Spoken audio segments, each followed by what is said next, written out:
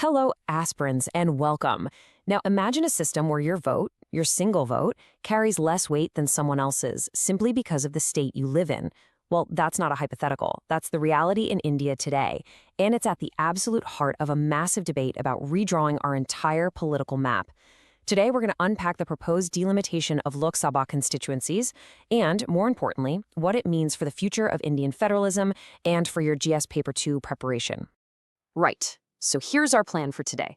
First, we'll get into the details of the proposed bills themselves.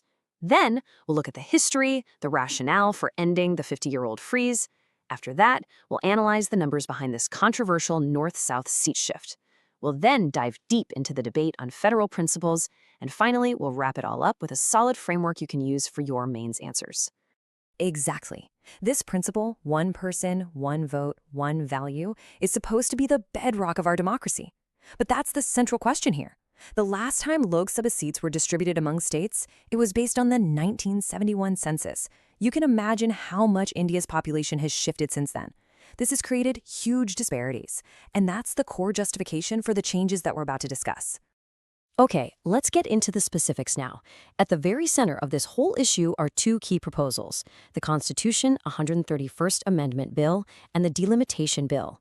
Think of these as the legal instruments, the tools that could completely reshape our parliament. So, what are these bills really trying to achieve? Well, it boils down to a few major goals. First, to restart the whole process of delimitation, which is just the technical term for redrawing our electoral boundaries. Second, and this is a big one, to increase the size of the Lok Sabha to 850 seats. And third, to reallocate those seats based on the 2011 census. This would finally put an end to that nearly 50-year-old constitutional freeze and also pave the way for implementing women's reservation.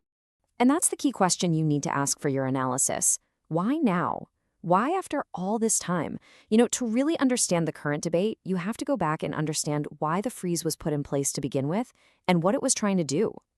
You see, you have to go all the way back to 1976. This freeze was actually a forward-thinking policy decision. The government wanted to promote family planning, and it made a promise to the states: if you successfully control your population, you won't be punished by losing political representation. This freeze was then extended in 2001 and was supposed to last until after the first census post-2026. What the new bills are proposing is to end this arrangement earlier. This slide really just lays it all out. The sheer scale of this proposed change. We're talking about a massive shift from a static system based on 50-year-old data to a completely dynamic one with a much, much larger house. This isn't just a small adjustment. It's a fundamental overhaul of how political power is structured in India. And this brings us to what is, without a doubt, the most explosive part of this whole debate. Because when you reallocate seats based on population after half a century of, well, very different growth rates, you get a massive shift in political power. And that shift has a very, very clear geographical pattern. Just take a look at this map. It tells you a powerful story, doesn't it?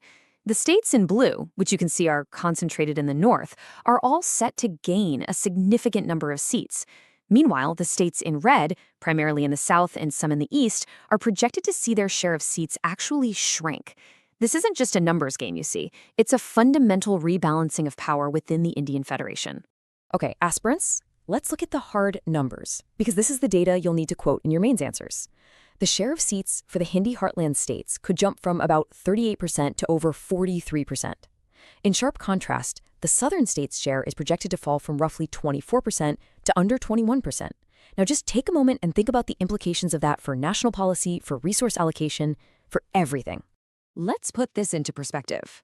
This number you see, plus 58, that's the projected increase in Lok Sabha seats for Uttar Pradesh alone, a jump from 80 to 138 seats. It's not just UP. Bihar is also projected to see a huge increase, going from 40 to 72 seats. The political center of gravity of the entire country would shift, and shift decisively. And now look at the flip side. A state like Kerala, for instance. Its share of Lok Sabha seats is projected to drop by nearly a full percentage point, from 3.68% down to 2.7%. And here's the core irony, the central paradox of this whole debate. These are the very states that were successful in implementing the national policy of population control, the very reason the freeze was introduced in the first place. Which leads us straight into the heart of your GS Paper 2 syllabus, the impact on federalism.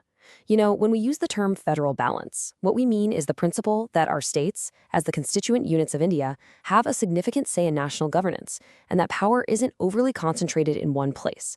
This proposal challenges that very idea of balance. This is a powerful quote from MP John Britas, and it really sums up the main argument against these bills. Critics are arguing that rewarding states that have higher population growth with more political power is a direct penalty for the states that actually followed the national policy.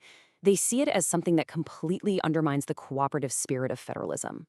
And this quote from MP Abhishek Manu Singhvi highlights another crucial angle for your answers: the process itself. The argument here is about a perceived lack of political consensus and a departure from past assurances. Remember, good governance, a key term in your syllabus, requires consultation and consensus building, especially on an issue this big, one that alters the fundamental power structure of the country.